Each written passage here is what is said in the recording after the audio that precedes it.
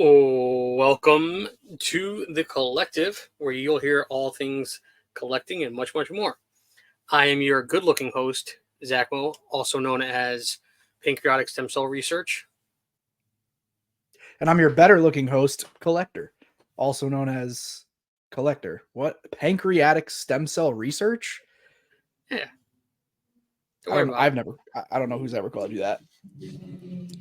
But I definitely have nobody. Not. Okay. Yeah, I'm trying something new. All right. Well, PSCR,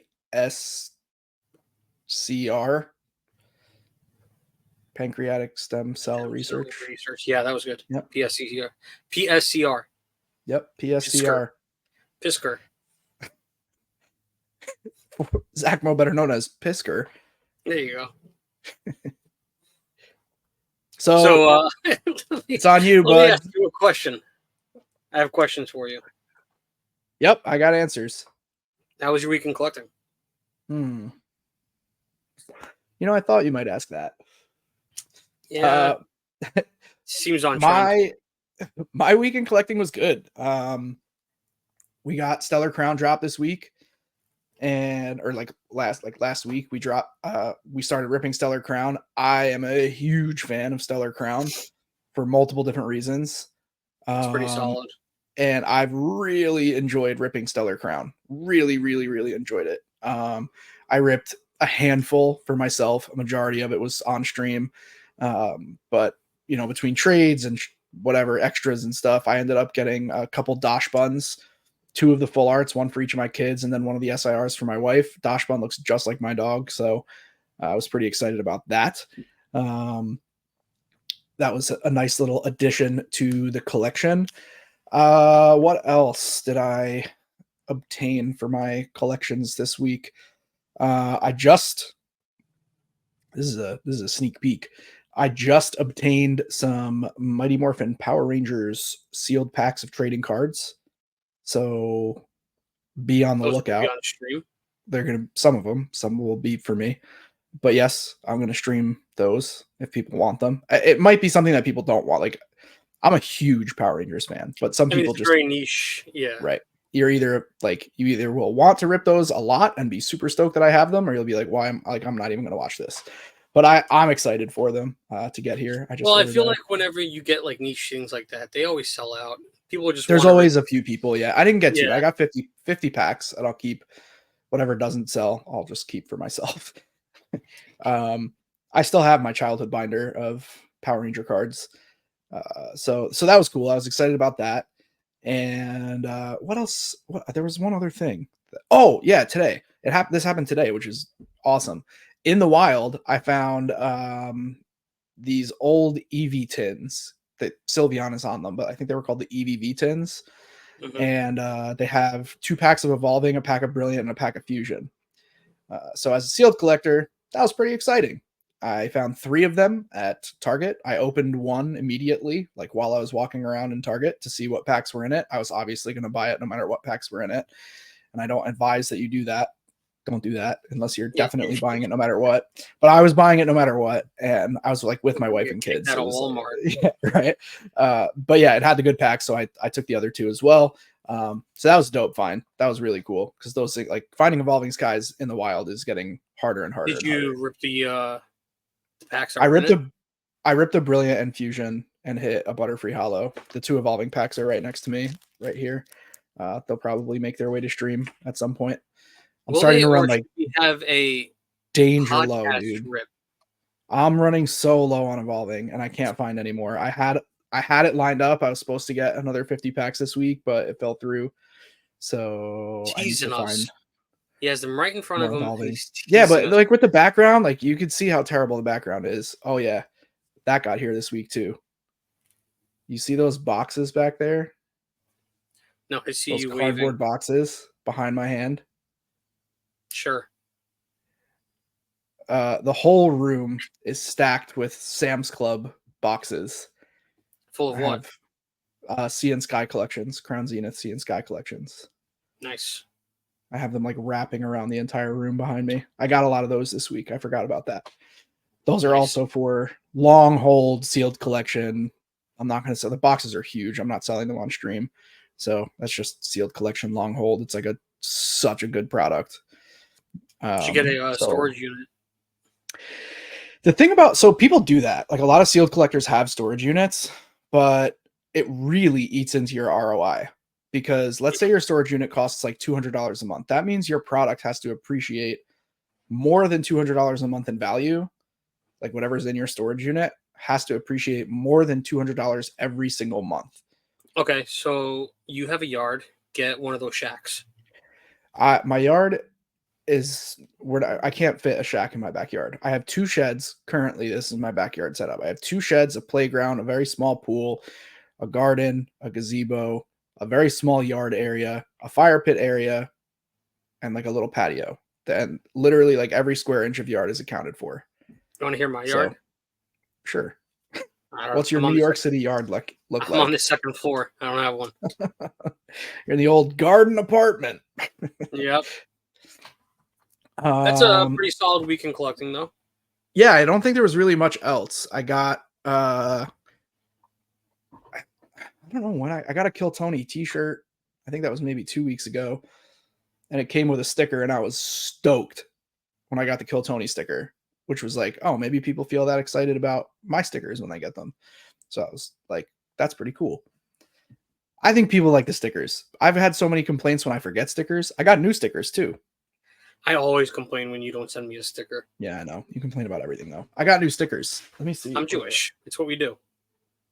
Hey, yo. I do not share that sentiment. Hold, please. I'm allowed to say it. He took his headset off. I'm Jewish. I can say that I complain.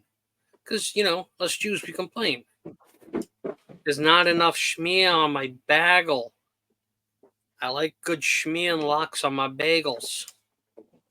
Us Jews, we complain. This is fun with him not listening. He's putting his headset back on. Never mind. Okay, I'm back. So Okay, cool. if you're a podcast listener, this is exclusive. This is how I had no idea how I was going to give these out, but now I know. If you're listening to this podcast, the first 5 people that comment sticker on YouTube, right? Is there a different way to do it on any of the other channels? No, you can't comment. All right. First 5 people get this limited edition. Oh, you can't see it. Nope. No. It's going to be a surprise for us all. Oh, there it is. It's a die cut, but it's holographic. So that's the first can I one. enter in that?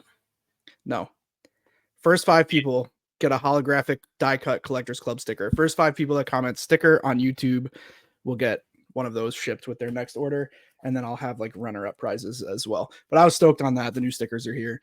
They're looking good. Basically just planning on finishing out the old stickers first, and then I'll switch over to the new stickers. All the die cut ones with the QR code on them. Nice. I'm proud. So, and did I say that I updated my Kamiya binder last time? I don't know if I talked about that yet, but that's another thing that's happened. It's another thing that's happened somewhat recently. I've updated my Kamiya binder and got it nice and organized, and I'm obviously missing a ton of stuff still, but that's about it for me. Nothing else crazy in my collecting world. Mine was terrible. Yeah. Well, save it. Let's talk about it next week, and then you can have a bad week and hopefully a good week. Okay. I don't want to talk about it anyway. Yeah, I don't want to hear about it. I want to hear about a Pokemon. Did you learn about a Pokemon? You don't want to hear about it. Well, first of all, you jumping the gun. Second of all, you I am jumping hear the gun. about it. You wouldn't hear about it because you were there. You ripped it. It was a break. It was a single booster box break. I said 5 times that was a bad idea. And then the ETB. The ETB sucked. Look, dude, I didn't want to do a single booster box break. You guys asked for it. The Collectors Club populace wanted one. I had to fill the 8th spot by giving my wife a spot. And I don't like breaking single booster boxes unless they're old boxes and they're very expensive. Then it makes sense. But new boxes, doing a single box break is not the best. No. I have another question for you, though. Yes, what's up? What's happening in the market? That's a great question, Zack Mo. I'm glad you asked. Not a ton comparatively to other weeks. We do have some movement because Paradise Dragona came out, which is the newest Japanese set. So Paradise Dragona is introducing obviously new singles to the market. The main chase in Paradise Dragona, like the hardest to pull SAR, the terastallized SAR, like how Terrapagus is the SAR chase in Stellar Crown. In Paradise Dragona, it's a Alolan Exeggutor, and the card is next to worthless already. It's like selling for like $30, $35. So not a very strong chase. However, the Latias and the Lycia cards are commanding quite a bit. Latias selling for about $100, Lycia selling for about $300 right now. So God dang. definitely taking down that waifu tax. Lucia is a very popular trainer. She's already done this. What we already saw this happen one time with Incandescent Arcana. When that set came out, Lucia was in there as a character rare, and that card became very, very expensive very quickly for no reason other than people like Lucia. So, yeah, it's exciting. I can't wait to rip it. It's going to be super fun. We'll have it this weekend. It's already shipping. It just got held up. That's why we didn't have it last weekend, but we'll have it this weekend on stream. And yeah, got some new singles. Terrapagus holding pretty steady, like 120-ish. My projection is that we'll end up with a roughly $100 card. I don't see it spiking to like 300 like Greninja did. I think it'll probably be worth around 100. And then we have, Squirtle and Bulbasaur both commanding pretty good prices, $30-$40. And then Lacey, probably about $50-$60. Probably a settle around $50. You'll have Squirtle and Bulbasaur probably in the 40 to 50 raw range for right now. But the PSA 10 art rares from Shrouded Fable are very expensive. And I called this back when Shrouded Fable first came out. I talked about it on stream. The PSA 10 art rares are like that Persian, for example, is selling for like $225 already in a PSA 10, which is crazy, crazy. But they're hard to grade, and that's why they're commanding those prices. So and hard to pull. Hard to pull, hard to grade. So good for people who like Shrouded Fable and have a bunch of it. I've submitted a ton of those, so hopefully we get some 10s back. I would love to see that.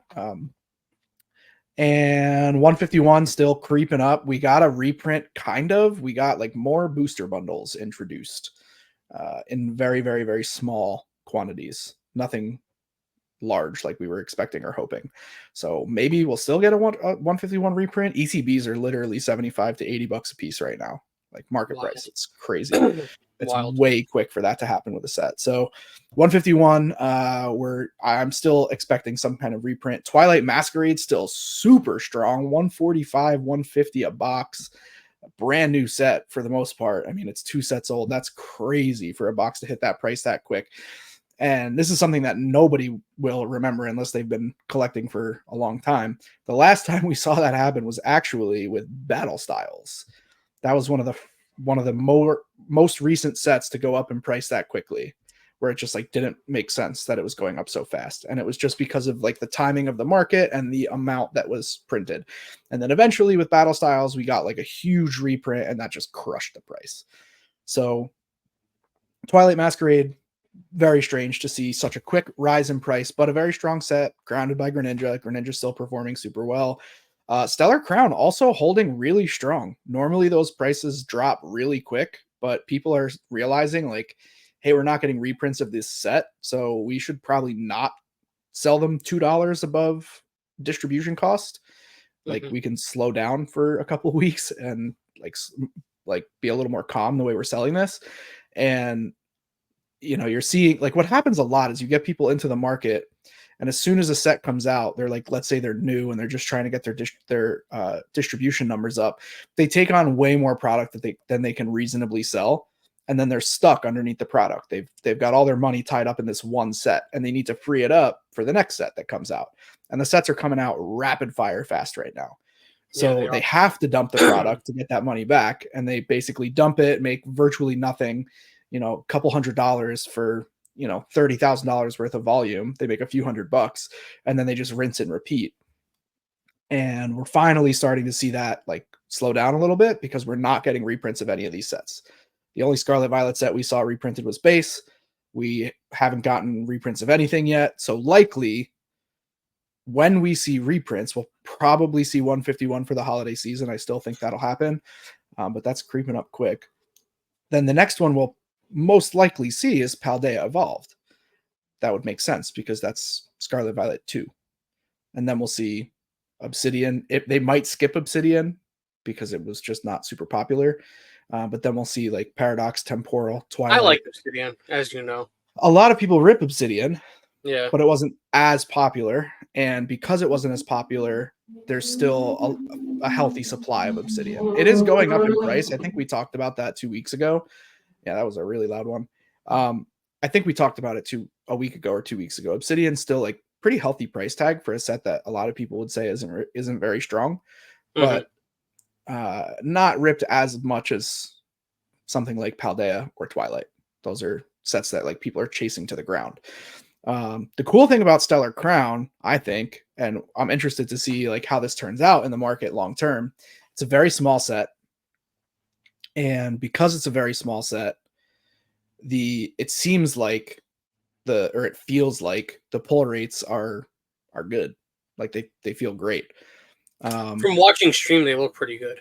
Yeah, they feel really good. I've been pulling well on it. It's like the polar opposite of Shrouded Fable, which is weird because Shrouded is also a relatively small set, so I'm not sure why. I think the pull rates on Shrouded are just totally different because it's a specialty set. It was way tougher. We pulled so many Terrapagus. The answer may just be Shrouded. It could be. Yeah, it could be that. But we pulled tons of SIRs. We pulled really well with Stellar Crown. And I saw you pull at least, I want to say at least 5 Terrapagus. Yeah, I pulled 7 to 10. I don't remember exactly how many, but definitely 7 at the minimum. Damn. In like whatever 3 or 4 streams. Yeah. We pulled a lot of that card. I think I only opened 7 cases of booster boxes and 3 cases of ETBs. So we're averaging like almost 1 per case. It's pretty good. Very good.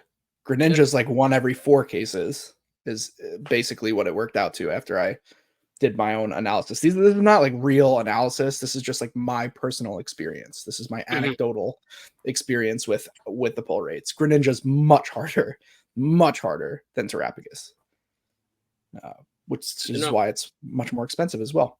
But yeah, overall, the market looking pretty good, very healthy. A lot of people who like are Pokemon investors would say we're in like a bull market right now, where it's a great time to like buy and hold anything sealed. Singles always fluctuate no matter what the market conditions are, but right now a very, very strong time for Pokemon. So if you are a sealed collector, hold the line unless you need to recoup some money, in which case you should theoretically already have gains. If you bought basically anything Scarlet Violet before Twilight Masquerade, it's all worth more than what you would have paid for it then. So good job. Good job, guys. Buy high, sell low. Like I always say. Buy high, sell low. That's the secret. Mm-hmm. All right. Now, Zack Mo, it's your turn to teach us. Let me learn you something.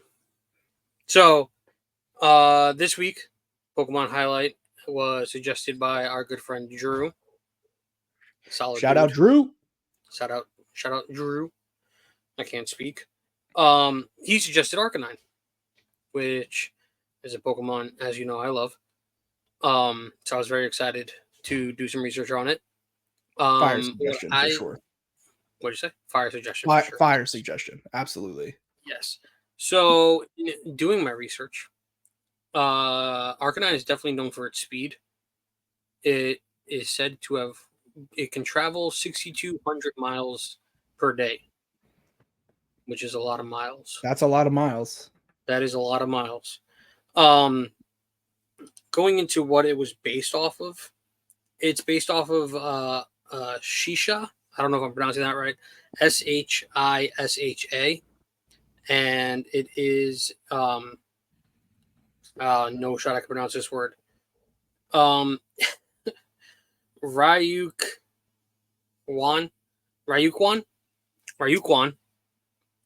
Culture of China.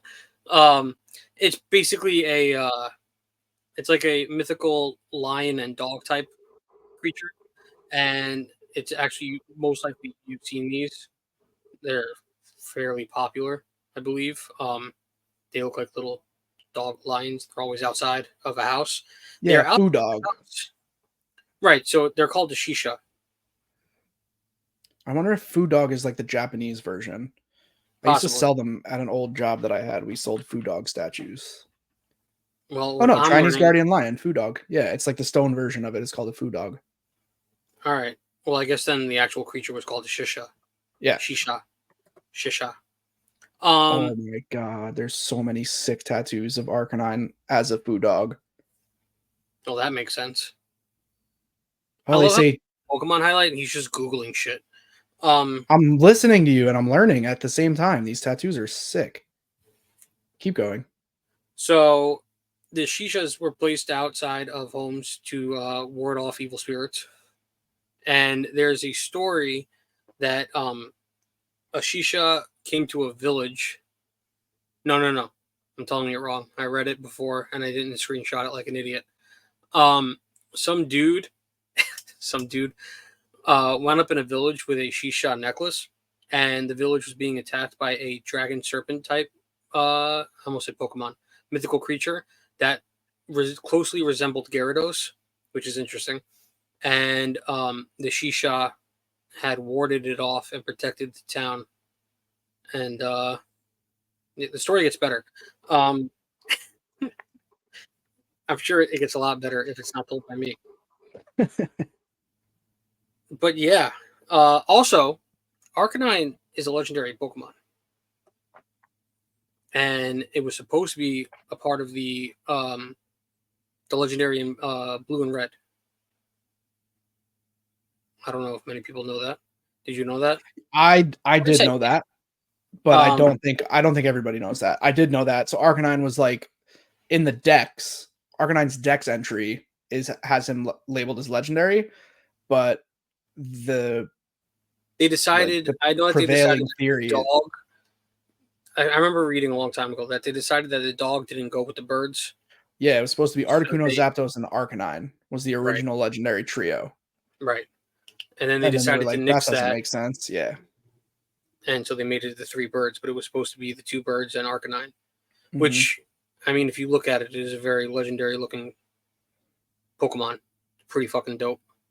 Agreed. Huge fucking dog. So it has the features of a dog, a canine, lion, and tiger.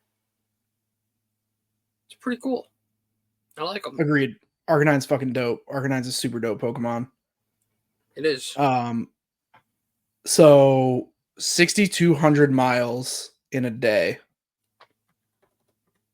Yes, means that's what I said. Arcanine is running 258.33 miles per hour. In order for someone to travel 6,200 miles in a 24-hour time span, that would be if he ran without stopping at all. He probably could. Let's assume a 2-hour rest between He for doesn't need it. various naps. That would put him running 281.81 miles an hour. That's nuts. Well, let's say he does it in an hour. That's 6,200. Yeah, you got it. That's how that math works. I was like, wait a minute, what? All right, let me show you this sick ass tattoo real quick. Okay. For those of you He's that gonna show can't us see, a sick sorry, tattoo. sucks to suck. Check us out on YouTube. Wow. How sick is that, bro? That's fire. That's a it's fire Japanese tattoo. style tiger. It's exactly what a tiger would be in Japanese It's like the shisha. right, but but it's that's Arcanine. exactly no. But I'm saying the style is traditional Japanese, and it would have been a tiger usually. Such a sick ass tattoo.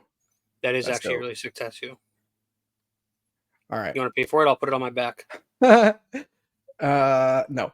But yeah, Arcanine, super dope. I do know about the legendary bit about Arcanine. I did not know that it was based on those specific animals, but when you said it, it made sense. As soon as you said it, I was like, oh yeah, food dogs, because I'm familiar with food dogs.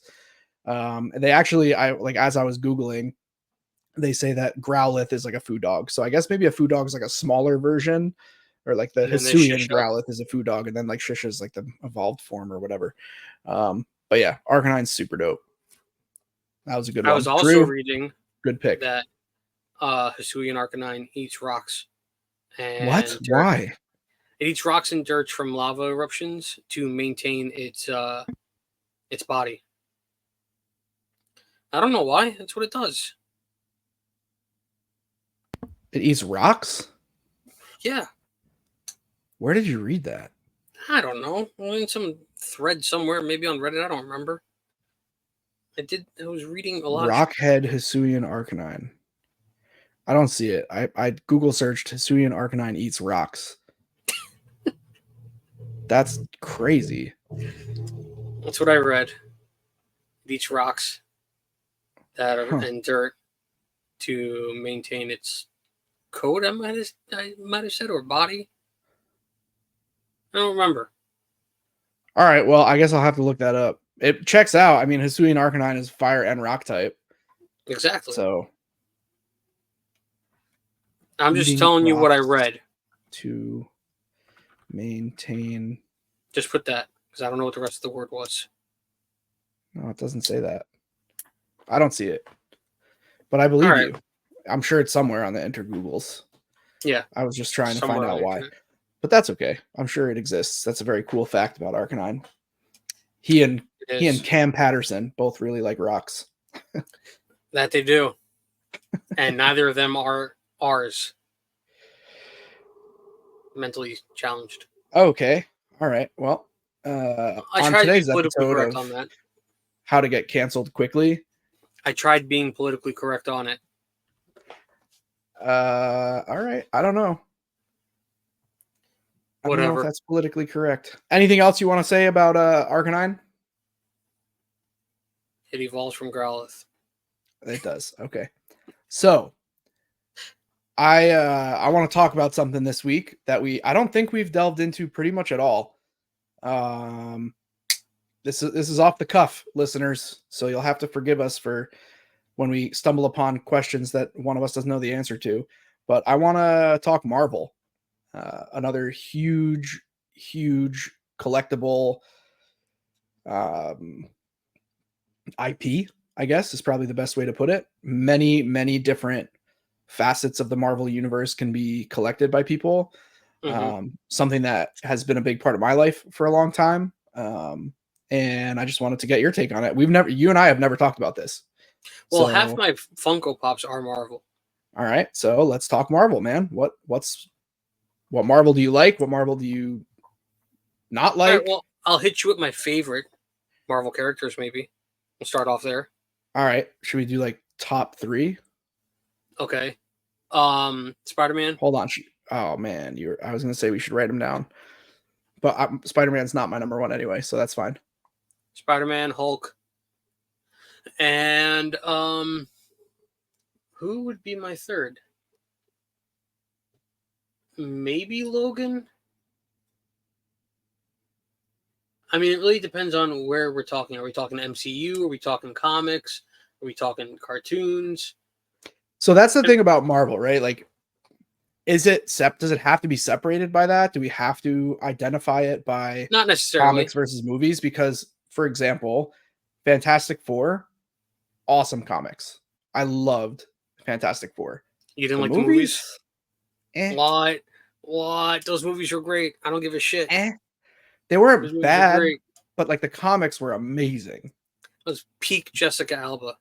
Look, Jessica Alba in any situation is peak, but the comics I like a lot better than the movies versus something like Spider-Man. You know, I think that translated to the screen much better, and the same for X-Men, in my opinion. I'm not saying X-Men comics are bad by in any way, but I feel like the X-Men universe is so expansive in the comic world, and they did a great job capturing that on the screen.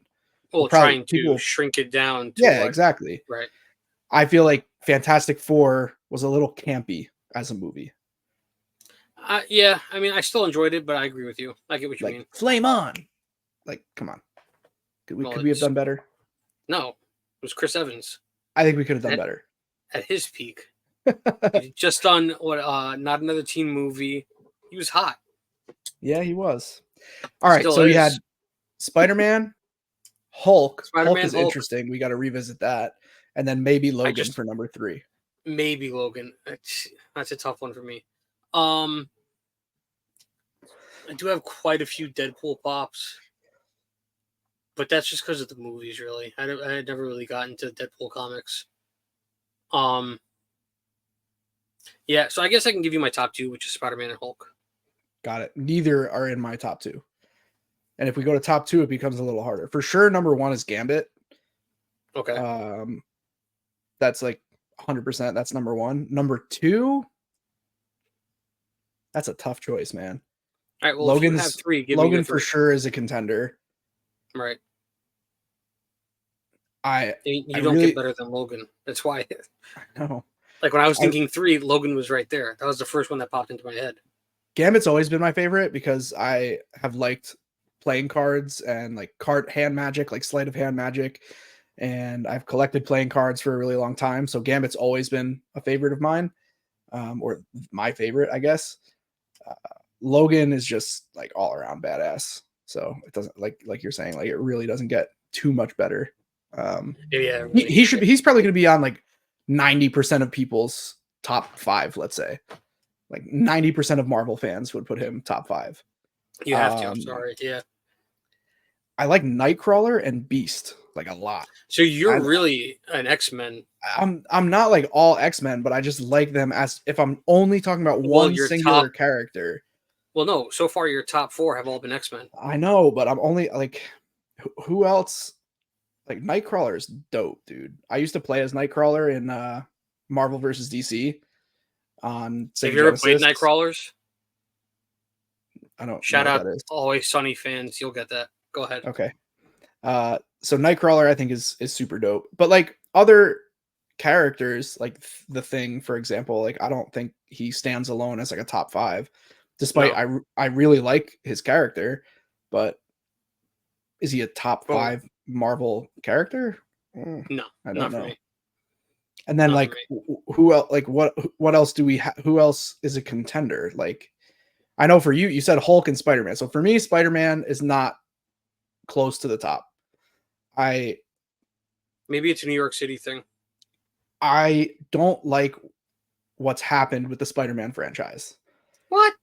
I don't like the Miles Morales game. I don't like how Miles Morales has evolved into. I feel like Spider-Man's gotten very watered down. I don't feel the same in the Marvel universe in general. Yeah.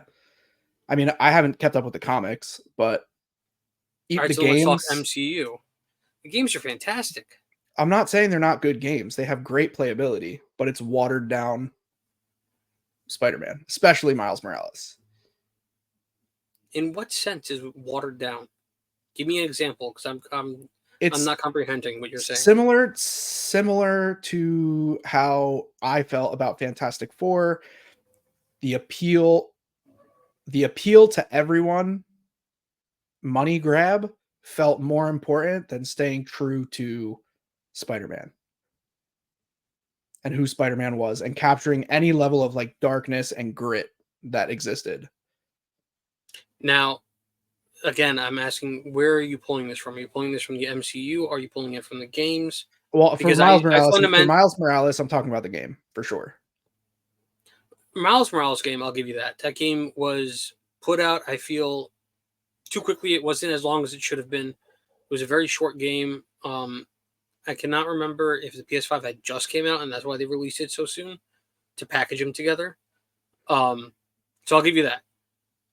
I like Miles Morales. I think it's a good character. I enjoy it. I think they finally, this is my opinion. Obviously, this is all going to be opinion based. Yeah. But like MCU wise, Spider-Man, I think they finally nailed it. With what rendition? They finally nailed Peter Parker. Being a kid in high school who is coming into his powers and all that. Like I always felt like they always had like take Spider-Man 1, Tobey Maguire. He was a great Spider-Man. I love Tobey Maguire as Spider-Man. Great Spider-Man. But he also didn't come off too much as a teenager that Peter Parker is. Yeah, I can see that, but it was dark and gritty, that movie, which is why I really liked it. Well, that's because they had Willem Dafoe. Exactly. I And mean, you cannot go wrong with Willem they Dafoe. had the darkness of the Green Goblin captured. Right? To me, Right. Green Goblin is the most, and I'm going to really go on a limb here, and I'm going to reference the DC universe a little bit, but Green Goblin is the most like Arkham-like character that we have in the Spider-Man universe. I would agree with that. That's fair. That's a fair statement. And Definitely. That was captured extremely well. But I feel like as the MCU has continued to expand and they've tried throwing all these different things at the wall to keep Spider-Man relevant, they've lost that grit, that darkness. That's how I feel about it. Okay, but also looking at how the MCU is being Disney, I'm not saying that Disney doesn't have the grit. I'm saying that they're keeping, I guess, Spider-Man away from the grit specifically. Right, I agree. Specifically, and I don't think that's inherently a bad thing, but that knocks him out of my top ranking for my lifetime. How I've experienced Spider-Man going from a child reading Spider-Man comics into adulthood, having this new sort of perception of Spider-Man. He's lost his luster. The first Spider-Man game, dude, when that game came out, killer. Super great game, really well designed, totally altered like the way that we interact with open worlds with web slinging. That was the first game that had any mechanic like that. Yeah. And it was super badass. Came from the sky. Yeah, it was awesome, dude. Like that game, I would web sling for hours, bro. Just whoop, whoop, like no rhyme or reason. Just the same way I play GTA, where I would just play, just to mess around. And then I feel like Miles Morales most recently like lost it. Spider-Man 2, great game, can't knock it. But I feel like Miles Morales is like a pretty big flop, chink in the Spider-Man armor, you know? Yeah, you really hate that game. I don't hate the game. I have the game. I have it on, and I've played it, but it's like just not. They dropped the ball with that game. I'm not disagreeing with that. But Miles Morales, when I compare it to something like good character. Miles Morales is still a good character. I think he's pretty cool, but like I don't know. Peter I don't Parker. really. Right. I don't see it as even like a necessary creation. Well, you can say that about a lot of the direction of it, but I don't feel that way about Avengers. Like anything that's happened in the Avengers universe, I don't feel like there was like unnecessary ads. Maybe it could be argued at first that Ant-Man was a strange ad, but I personally love the Ant-Man movies, and so I Paul think Rudd, you can't go wrong with Paul Rudd. Ant-Man as a character and the way they portray Ant-Man, good to me. Perfect, some people might argue Ant-Man weird, like we didn't need to integrate Ant-Man, but I liked Ant-Man quite a bit. I agree. I love those movies, and I just like Paul Rudd. Yeah, Paul Rudd's awesome as Ant-Man. Definitely. The movie, not only are the movies fantastic, but the character is fantastic, and Paul Rudd does a great job playing Ant-Man. Yeah, definitely. And what I like about Ant-Man is that he's always, like in comics and in other appearances throughout Marvel, he's always like this kind of like starstruck, like I don't belong here, but I'm here kind of person. So they really captured that in the movie, because right. But then I feel like that's how, like, I hate to keep harping on this, but like they made Spider-Man that way. You know, like that doesn't make sense to me.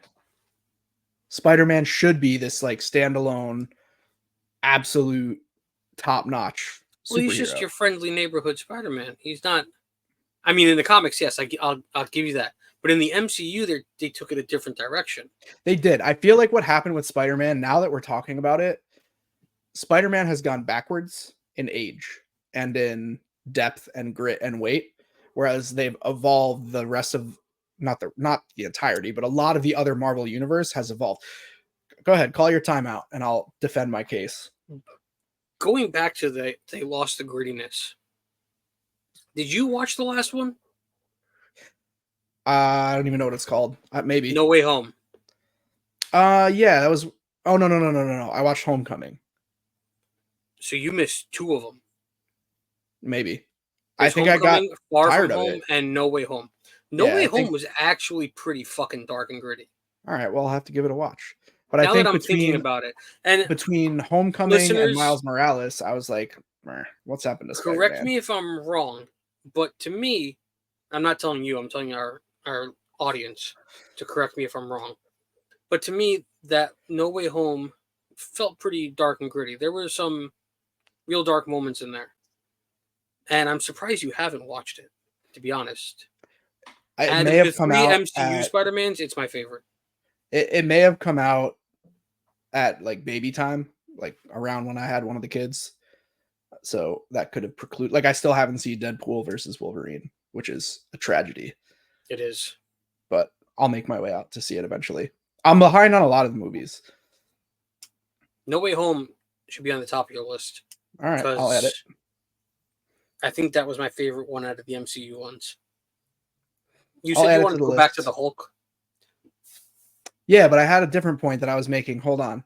Well, and then Okay. we'll revisit the Hulk as to why the Hulk doesn't You're make the right. top I for me. did. I did time out. Go You ahead. you Time me. TO'd me, but good earmark on the Hulk. We'll go back to that. So I thought you were going to maybe defend Spider-Man in a sense, but the point that I was going to make is like, who is Wolverine? Logan. Okay, who plays Wolverine? Right? Hugh Jackman. Okay, and it's always been Hugh Jackman.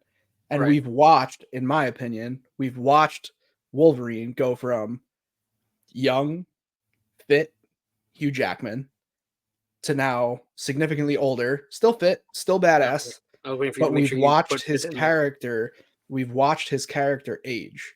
And it's been the same for like all like throughout all the Avengers movies, right? We made it all the way to Endgame with pretty much the same, almost every single person played by the same character or same actor Except rather. for Colonel Rose, I think. But yeah. Almost all the major characters, right?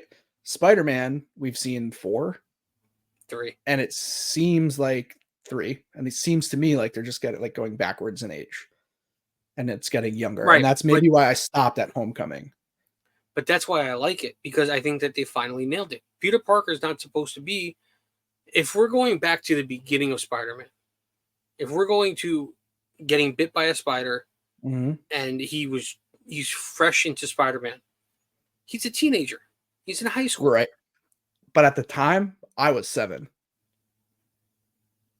so Point to being, me he was a grown-up superhero as a 7-year-old.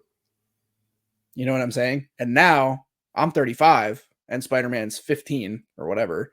which he's And it's supposed like, to be, but this go ahead. is, I get it, but like in my head, he's gotten softer over the years and it's become more watered down. But to your point, I don't think I've seen No Way Home. I think the I think last you one I should saw watch was it. Homecoming. I think you would change your tune. Willem Dafoe is also like one of my all-time favorite actors. So I He's have a in No very Way Home. fond memory of the He's original in Green No Way Goblin. Home. As Green Goblin? Yes. All right, I'll have to watch it for sure. I must have somehow missed the boat on that one. But You let's go to really the did. Hulk.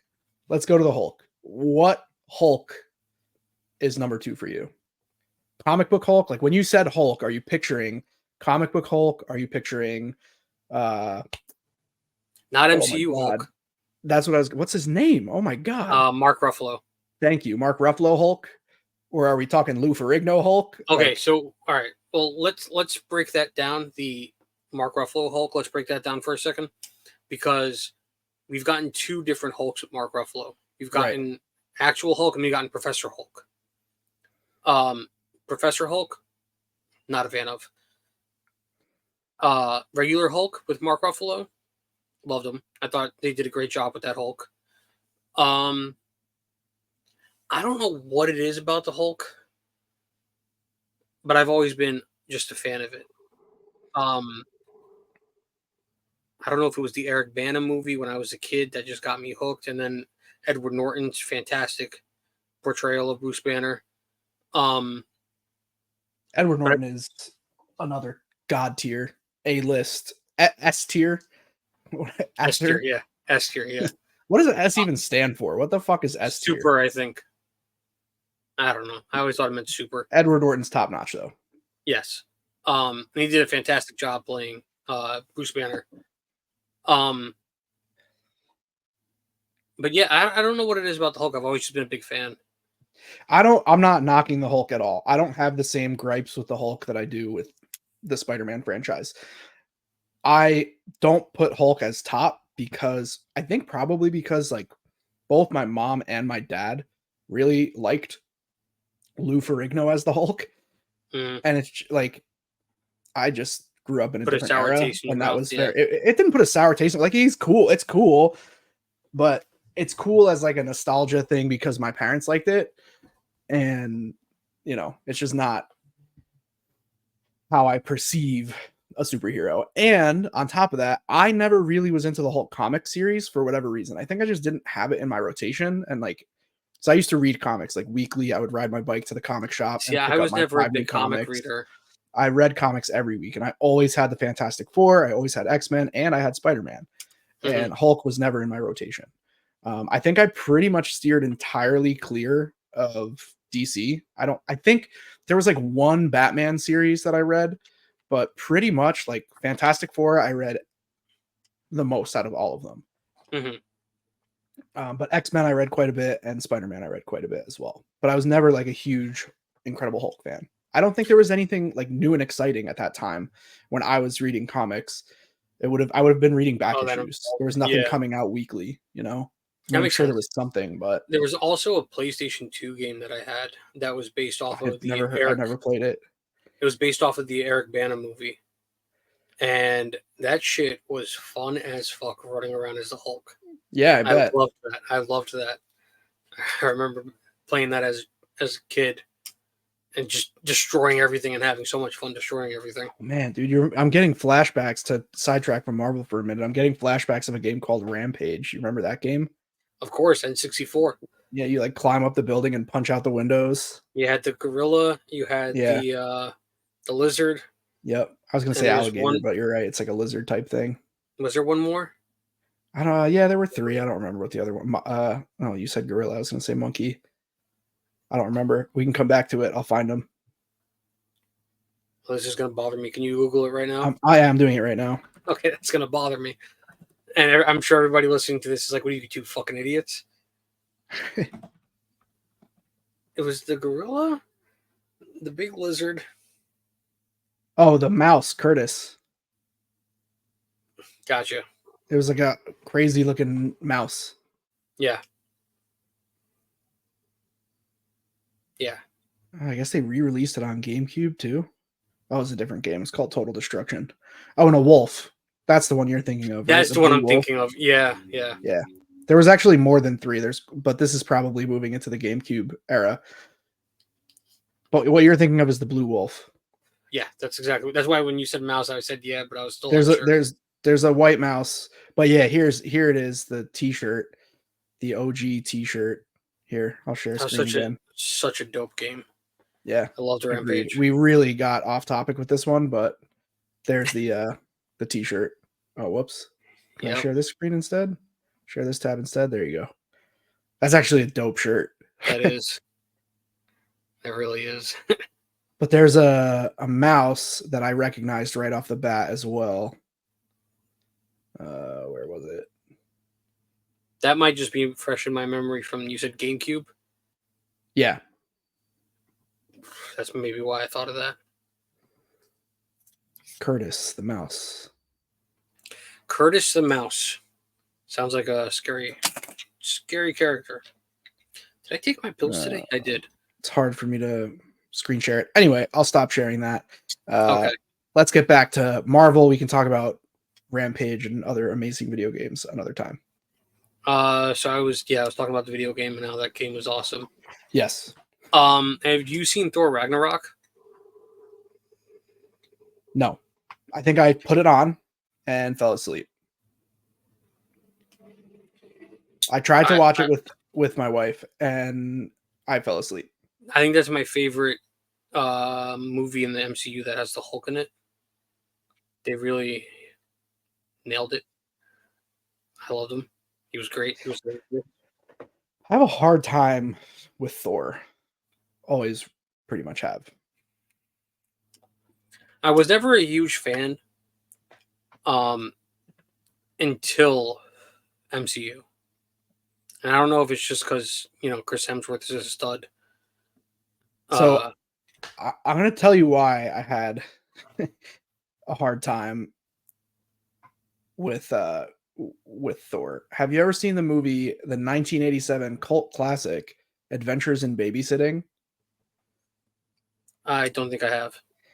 Okay, well, this was, I'll share screen again. This was a character in Adventures in Babysitting. This is the first portrayal of Thor on the silver screen. Wow. Yep. And I saw Adventures I saw Adventures in Babysitting well before I started getting into comics and things like that. The movie came out in 87. My mom and my cousin both really liked it, and we would watch it for whatever reason. So he's supposed to be Thor in the movie. Vincent D'Onofrio was the name of the character, and he portrays That's Thor. Wait, can you go back to that, please? The picture? Yeah. Yeah, I can pull it back Now that up. you just said who the actor is, I'd like to take a look. Oh, yeah, it's him. Here, I'll show you.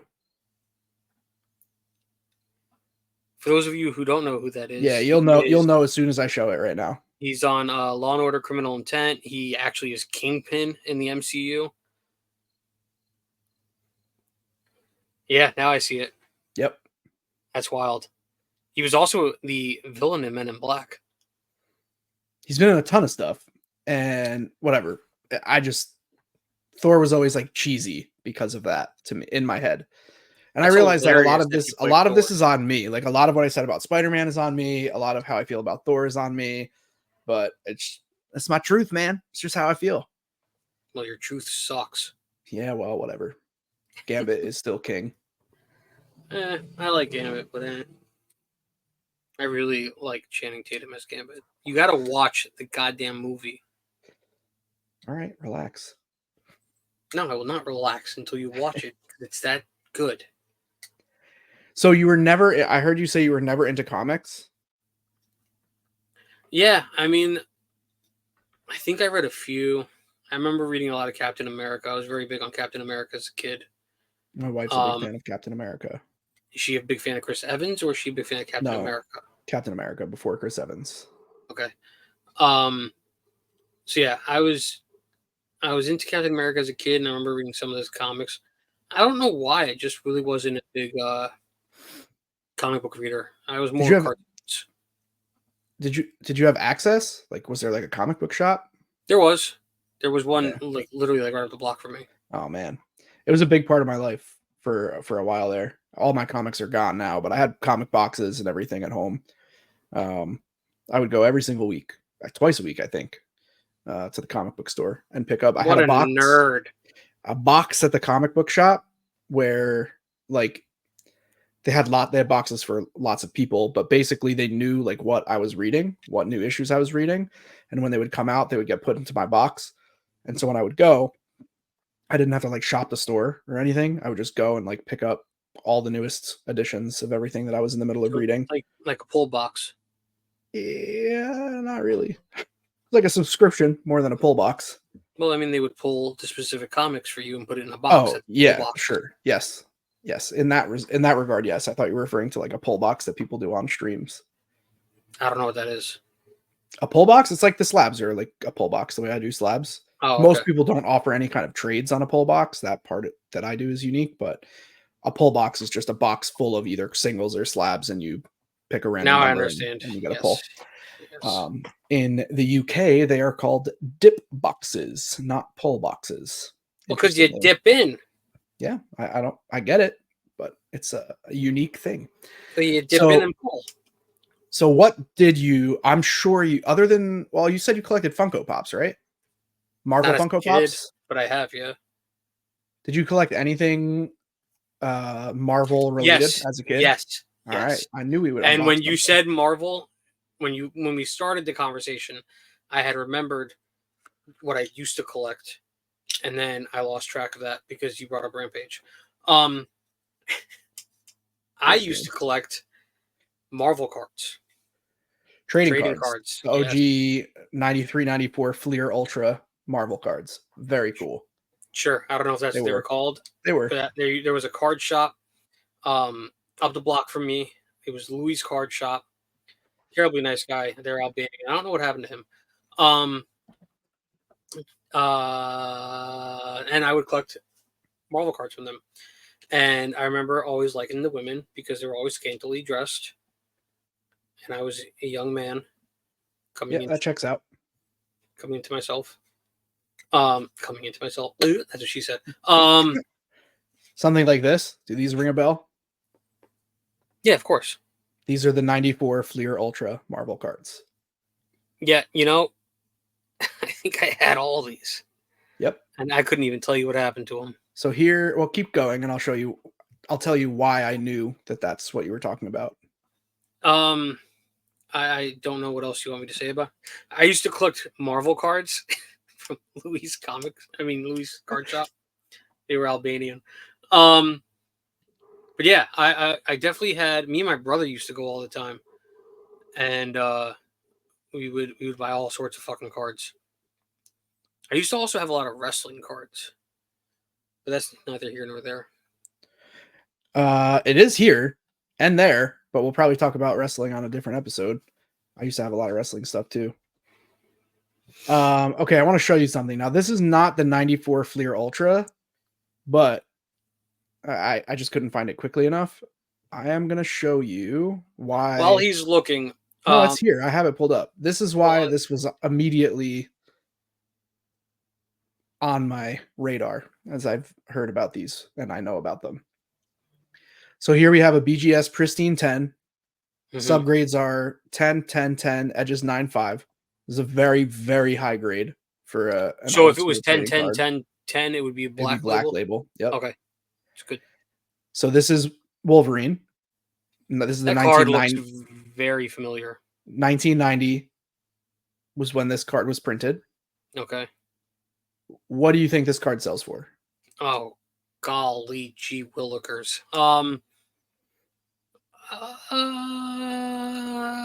8K. Multiply that by 10. No, I was close. It's an $80,000 slab. BGS Yeah, 10. but what was the last sold? It's pop one. It's never been sold. Oh, That's the only one. that's pretty dope. And I don't remember exactly what the 94 Fleer Ultra. Let me see if I can search just that.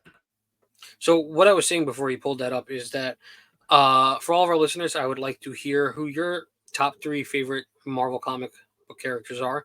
You can put it in the channel on the server.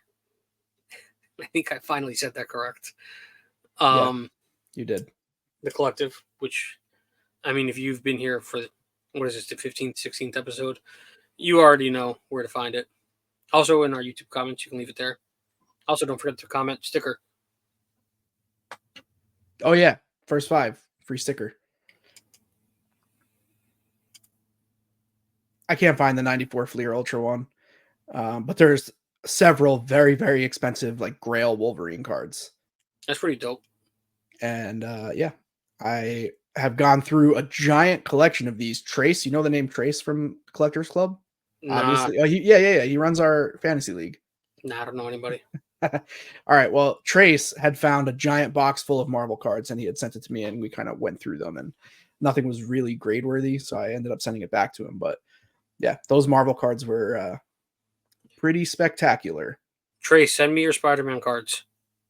I kept a few of them actually. He let me have a few. I don't know where they are. I'll have to dig into my memory to try to remember where the hell I put them. But I kept a few. He let me keep a few. You And already then the forgot. rest I sent back. Dude, I have hundreds of thousands of singles. No, what I'm saying is you already forgot to look for them. Oh, yeah. Because you have a terrible memory. Yeah. Yep, I do. I get it. I got what you did there. All right, so you collected cards. I collected comics. You currently, Marvel-wise, collect Funko Pops, kind of. Kind of. I haven't bought a Marvel one in a long time. But you collected the characters you like, I assume? Not Yeah, anything so specific. I kind of went on a spree and got a shit ton one year, like all Avengers. Um, but I think the most that I have of would be I have a lot of Hulk, and as you can tell as I'm looking around my room, they're over there. I have a lot of Spider-Man. Um, I have 3 Logans, I think. I have a lot of Iron Man, I think. Iron Man is another top tier Marvel character, in my opinion. Absolutely, yeah. Robert Downey Jr. RDJ is There could never be another. nope, untouchable Yeah. as Iron Man. Maybe in 30 years when we're, then they'll when they need to enough reboot, time will have passed where they do a reboot. But then we'll both also be saying that's not yeah, my. when I was younger, it was Robert Downey Jr. He was a drug addict. He was the perfect Iron Man. But yeah, I mean, the Funko wise, it's mostly. I think the only ones that I buy recently have been Spider-Man ones, like specific what's the word? Wow, exclusives that have come out. Got it. As I've gotten more and more into the business side of Pokemon, I've gotten farther and farther away from collecting basically anything Marvel. I don't even know the last thing Marvel I bought, really. That's fair. Yeah, I don't know what it was. It's been a long time, but I'm still, at my core, a big Marvel fan. So another quick question on Marvel, and then we'll go into the rankings. Maybe we'll close with this question. Who's the worst Marvel superhero? Maybe like mainstream. Don't say like some obscure something.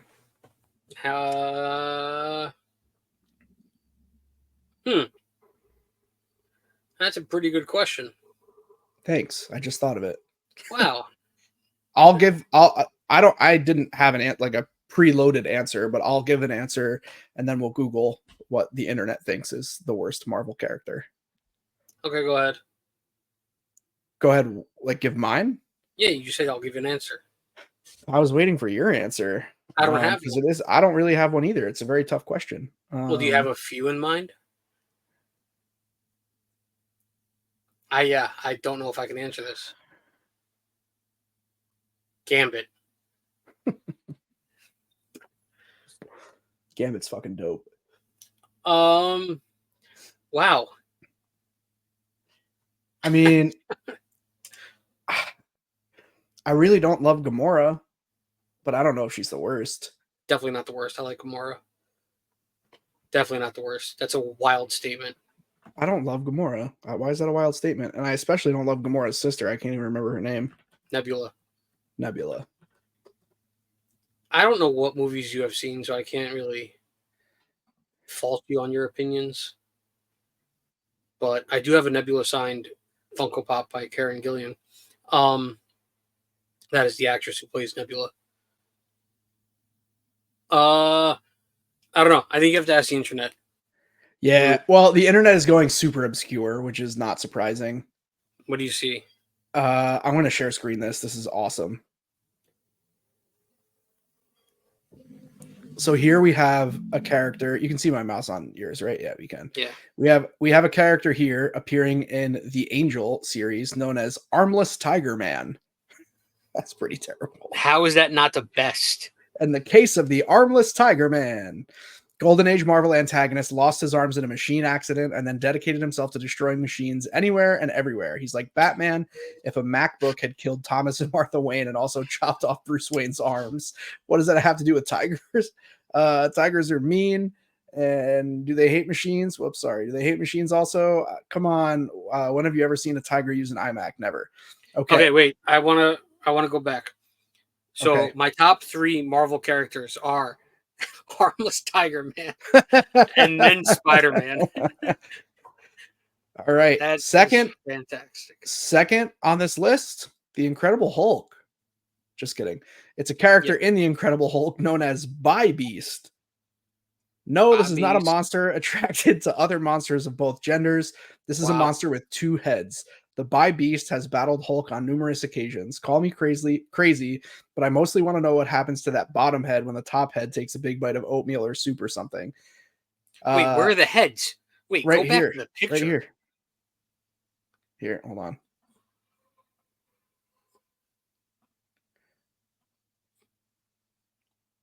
Oh, top head, okay. I see now. bottom head. So it's like, all right. So for those of you just listening, it's like picture like from your nose up is one head, and then your nose down is another head. Yeah, so there's the bottom head that looks just like a head, but then where the eyebrows should be on that bottom head are the bottom lip of the next head. Yeah, which is fucking wild looking. All right, so that was number 3, or sorry, number 2. Here's number Bobby. 3. This is Big Wheel. I actually remember Big Wheel. I don't think this is that bad of a character. He's not a crook riding around on a child's tricycle, but truth be told, Big Wheel isn't that far off from that. Spider-Man Nemesis got mixed up with another lesser Spidey baddie named Rocket Racer, and then tried to get his revenge by convincing the crooked inventor, the Tinkerer, to build him a big wheel to ride around in. The icing on the cake, the dude's real name was Jackson Wheel. That's pretty cool. Wow. The Brothers Grimm from Iron Man. I don't remember these. That looks like a pretty old issue. Yeah, look at that Iron Man. Butterball from Avengers. Okay, that's wild. I want to hear about Butterball. The unfortunately named Butterball received his insulting code name from Taskmaster, the Captain America antagonist who was in charge of training recruits for the Initiative during the period of Marvel history when all people with superhero powers were forced to register with the government and work for one of their officially authorized superhero teams. He possessed invulnerability, but no other powers. He wasn't strong or fast, making him a fairly ineffective fighter, a fact that was useful in the storyline like the Initiative. I suppose we should at least be grateful he wasn't part of some product placement agreement with a turkey company. That's pretty awesome. So he was just invulnerable. Yep. So, okay. It goes Armless Tiger Man, Butterball, and then Spider-Man. This one's called Dirt Nap. What? Yeah, I'm Dirt Nap. I don't take no guff from anybody. And it just looks giant like rat. It just looks like Master Splinter. Through the decades, the X-Men and their assorted allies have used so many different potential powers that it can sometimes be tricky to think up novel abilities no one has ever seen before. Dirt Nap had the ability to absorb other beings' life essences and copy their bodies. He's sort of like Rogue, except instead of looking like a gorgeous woman, he looks like a rat. He once absorbed a rat, and it just kind of stuck. It's so ridiculous. He might also work in a movie like Deadpool and Wolverine, but not for long. That's awesome. Here's a group of enemies called the Enforcers. I guess Fancy Dan was one of them. There's probably this guy in a blue suit. Oh, man. Let's see. Alpha Flight? What is that? The Gilded Lily. Come on, if you were an alchemist named Lily and you had a gold mask, what else are you going to call yourself besides Gilded Lily? I mean, yeah, that's fair. Hairbag. Hairbag. It's also a villain. These are all villains, though. The Hypno Hustler in Spider-Man. Butterball wasn't a villain. Oh, wait. Yeah, he was. No, he wasn't. He was recruited for the Initiative. Oh, right. Okay, yeah. Butterball's not a villain. This is wild, bro. Look at this character. This is wow. Hypno Hustler is insane. Wait, that's his name? Yeah, this is the Hypno Hustler. That's awesome. Insane. That is insane. Hypno Hustler. All right, let's read about Hypno Hustler. When disco star Antoine Desloin decided to use his hypnotic tunes to hypnotize people and then steal their money, he became the Hypno Hustler. No, I'm not making that up. Despite his outlandish concept name and costume, and the fact that his entire premise arose out of a pop culture trend that ended half a century ago, Hypno Hustler keeps making comebacks. In recent years, it's been reported that Donald Glover is actually interested in playing him in a movie. Oh, that would be fire. Whether Sony actually makes the movie is another story. Then again, they made Madam Web, so anything is possible. That's wild. Here's a character named J2. Looks like the Juggernaut. He was part of a Marvel Comics from the late 90s called Marvel Comics 2, which imagined a future populated by the children of contemporary Marvel heroes. He was probably child of Juggernaut. Headliner bunch was Spider-Girl, the teenage daughter of Peter Parker and Mary Jane, but the success of her comic spawned several other books, including A Next about future Avengers. Their ranks included a guy named J2, who's the son of the original Juggernaut. As a concept for a character, there's nothing wrong with J2 per se, but his name makes him sound like a mall parking spot, and the fact that his costume included comically oversized Doc Martens and a flannel shirt tied around his waist sort of clashes with the whole "this is set years into the future concept. Oh yeah, no, he's from the 90s. Yeah. Man, this thing just keeps going. I'm like halfway down the page. All right, we gotta call this. You do. Here's Modam. Not MODOK. No, you think MODOK, a mental organism designed only for killing, is scary? Wait till you see Modam, a mental organism designed for aggressive maneuvers. And this Modam is a lady. Yes, a female MODOK. Joined the Marvel Universe in the early 1990s. Why didn't they call her Madam? I will never know, and I will forever be angry about it. There it is, Modam. All right. MODAM. Well, there's a lot of terrible characters in the Marvel Universe, as it turns out, but I will, from now on, be going to every Halloween party as the Hypno Hustler. I'm going to be Armless Tiger Man. That's fire. You can be Toeless Tiger Man. Because I only have 9. Yep, I got that. All right, ladies and gentlemen, it is officially time for our blind Pokemon rankings. I don't know if it's everybody's favorite, but it is my favorite. So if you've listened this far, now you get to listen to our blind Pokemon rankings. This week, we are on Gen 7. We're getting close, bro. This is... I thought we were on 6. No, 6 was XY. We did that last week, didn't we? Oh, yeah. Yeah, this is Sun and Moon. So we're I don't going pay to... attention to you. Yeah, Sun and Moon this week, which means next week is Sword and Shield, and then the week after that is Scarlet Violet. So we're really cooking through this. So I'm going to generate, for those of you, if this is your first time seeing this, I'm going to randomly generate 15 fully evolved Pokemon in their default form type, and we are going to choose... So the first part of the ranking is... we do 10. I'm going to generate 10, and we're going to rank them blindly, 1 through 10, but we're going to do it one at a time. I apologize for misexplaining it. So I'm going to generate 10 Pokemon in a row, and Zack Mo and I are going to rank them from worst to first without knowing the next 9 Pokemon. First Pokemon from the Sun and Moon era, fully evolved form, is Wishy-Washy. Great. Starting out really strong here. Okay. Second Pokemon from Sun and Moon, we got Bruxish. Great. Third Pokemon from Sun and Moon, we got Passimian.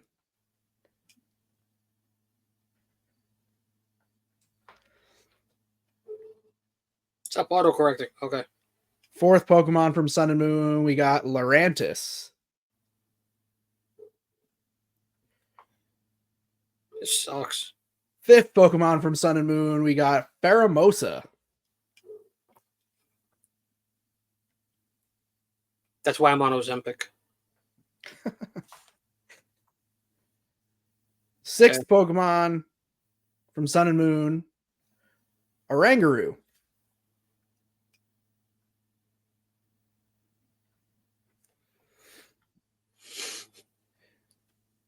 Passimian again. I got to re-roll that. Tapu Fini.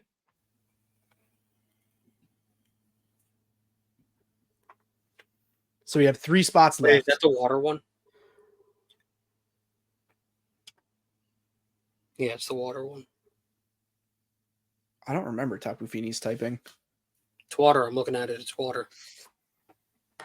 All right. Tapu Fini. Next. Decidueye.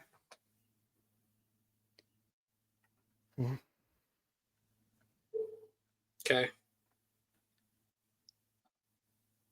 Stakataka.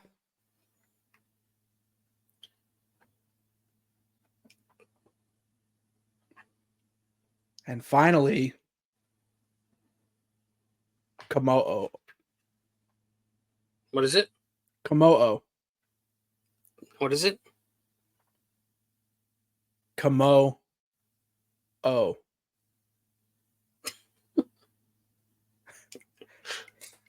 You say it. It's Komodo. I think I throw in an extra O. Komodo. Oh. Komodo. Komodo. I don't know. That sounds like I'm having a freaking aneurysm when I say it. All right. Well, Sun and Moon with a weak showing for 10 randomized Pokemon. Holy shit. I hate this list. My list is also pretty atrocious. Coming in at number 10, I got Wishy-Washy. I also have Wishy-Washy as number 10. I'm guessing your next one's going to be Bruxish. Yep, Bruxish. Yep. At 8, I put Faramosa. I have Komodo. 7, I have Lurantis. Passimian. 6, I have Decidueye. Lurantis. 5, I have Oranguru. Faramosa. 4, I have Passimian. I like Passimian. Tapu Fini. 3, I have Fini. Stakataka. 2, I have Stakataka. Oranguru. And then 1, I have Komo. Oh, Komo. God. I have Decidueye as number 1, and I stand by that. Switching these around, I would put Passimian at 1. Lemurs are one of my favorite animals, so I really like Passimian. I would actually keep my top 3, given just these 10 Pokemon. Decidueye, Oranguru, Stakataka. I would do Passimian, Oranguru, and then I actually don't think I would change any of these. This is the list for me. No, yeah, I like it. I'd switch a few around. I wouldn't. Passimian, so 5, 6, and 7, Faramosa, Lurantis, and Passimian, you could shuffle those any way you want. For me. Right. Okay. But Decidueye, Oranguru, Stakataka, Tapu Fini, those are the top 4. Those would stay. And Komodo, Bruxish, and Wishy-Washy, bottom 3, for sure. Mm-hmm. All right. Well. Oh, God. Now we have to try to make a battle party out of those 6? That's not terribly hard. That's what we do next, right? Yeah, it's not hard. I can tell you off the bat who I'm taking. I'll wait till you're done. If you were playing along, let us know in the comments your ranking.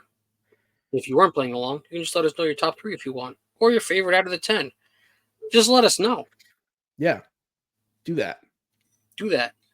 I'm taking Passimian, Oranguru, Decidueye, Tapu Fini, Stakalaka, and Faramosa. All right, so I'm taking Komodo over Passimian, and I'm taking that hands down. Absolutely. They're both fighting. Komodo's mad strong. So is Passimian. It's a huge-ass fucking lemur. Nope, now he's going to go to every Google fucking week, man. And then he's going to gaslight me. Every fucking week, bro. Every week he gaslights me. I didn't say that. What are you talking about? Komodo's Ice and Rock, HP 180, Attack 115. Where's this comment about? Ice and Rock. Oh, that's Hisuian. My bad. That's Hisuian Komodo. Just confused the fuck out of me. What can defeat Komodo? Xurkitree, Primarina, Granbull, Rapidash. How good was Komodo actually? Komodo is an effective stealth rock setter. Komodo is not rock. You're looking at Hisuian again. Or Passimian. Let's try this. Oops, I spelled Passimian wrong. This one just says Passimian has a cool design, but Komodo is great too. I like that person's style. Hot take, Komodo is one of the best pseudo legendaries. That's a hot take. That's somebody's opinion. Next article. I fucking love Komodo. It's my favorite pseudo legendary. All right, let's go with the 15. All right. 15, all Sun and Moon era, and we got to make a battle party from these 15. Here we go. Ooh, these are way better. For those of you that are just listening, we have Beware, Celesteela, Serena, Rabombi, Xurkitree, Togedemaru, Guzzlord, Komodo, Passimian, Primarina, Crabominable, Wishy-Washy, Vikavolt, Drampa, and Kamala. Kamala? What do you call it? Will you go back down? Yep, it's Kamala. Yeah. Koala, Komala.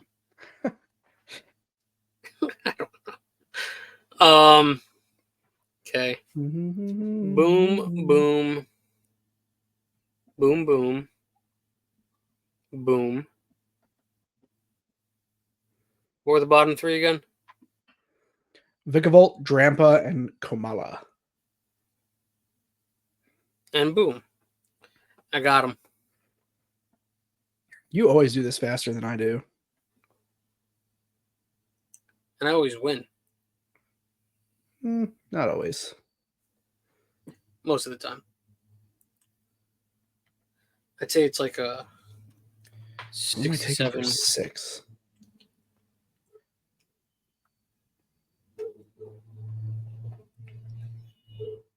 I don't know. I'm just putting that because that's what I want to take. I think you should take Togedemaru.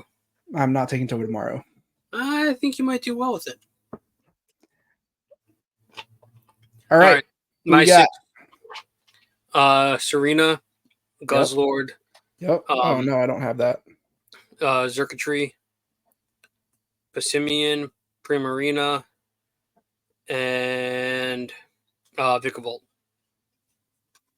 How do you not take Celesteela? Because I don't. All right. Well, I have Xurkitree, Serena, and Primarina. Okay. So who are your other 3? Guzzlord, Passimian. I thought you were going to take Komodo, and I thought it was going to be fun. I did. Okay. So Passimian, Guzzlord, and Vikavolt. I have Celesteela, Komodo, and Drampa. All right. Well, Passimian beats Komodo. Wrong, but we'll just wash those 2 out. Celesteela and Drampa, the Vikavolt, and all right, I lose. Whatever. I will forfeit because I know I lose. who was the other one? Passimian. Guzzlord. No, Guzzlord. Oh, Guzzlord. Guzzlord's strong. Guzzlord. Think... all right, so Drampa definitely takes out Vikavolt. That's fine. And then Celesteela, Guzzlord. I think Celesteela wins. I don't know. That's all I'm going to say is I don't know. Celesteela strong. Okay, last ranking. We include all generations. Except for the ones that we haven't done. Yep, so Gen 1 through 7. We generate 15? Yeah. And create one more battle party. I really hope Passimian's in this. And Komodo. All right, here we go. 15 from Gens 1 through 7. And we can take 6 for our battle party. This is fuck. I would take this all day. All right, this is fire. We got Delphox, Mismagus, Parasect, Snorlax, Xatu, Meowstic, Tornadus, Ambipom, Groudon, Vivillon, Blossom, Umbreon, Articuno, Regice, and Altaria. Damn. Yeah, for real, damn. Boom. Boom. Boom. Boom, boom. I want you in my room to spend the night together from now until forever.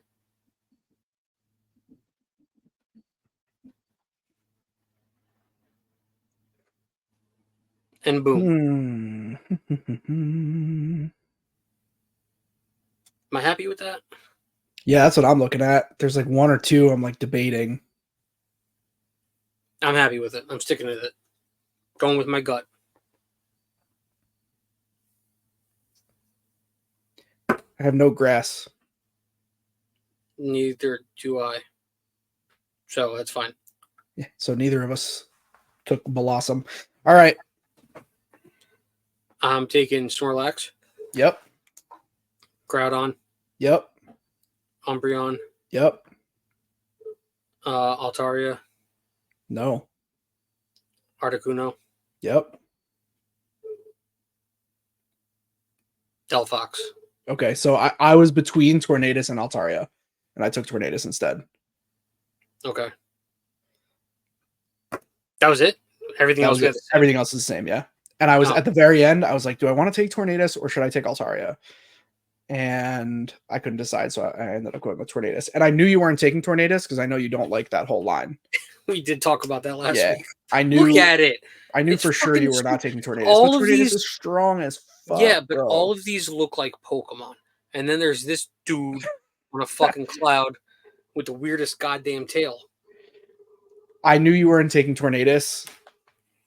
I was pretty sure you would take Altaria in lieu of Tornadus. Absolutely. So Altaria is a super strong choice. There's no question. But I don't know how the two of those would fare against one another. I think Tornadus wins because I think flying is effective against Dragon. Yeah. So I think Tornadus takes that.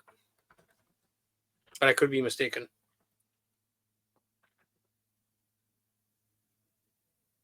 I know Ice and Fairy 100% are effective against Dragon. But I'm not 100% sure about flying. No, I think the stats of Tornadus. Yeah, just kind of blow Altaria out of the water.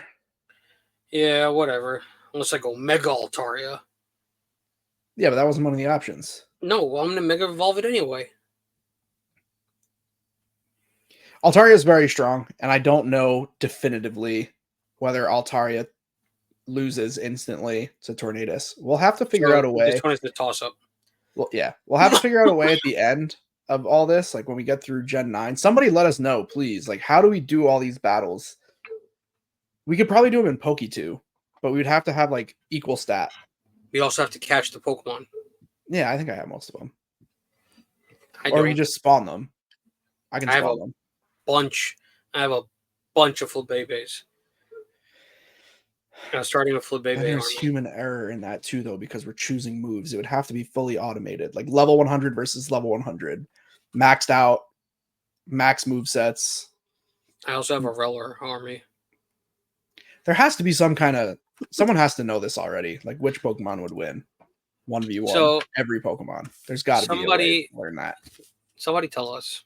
Yeah, let us know. How do we do that? How do we do that? Oh, you know what I didn't do this week was say how much Ninetales is currently selling for.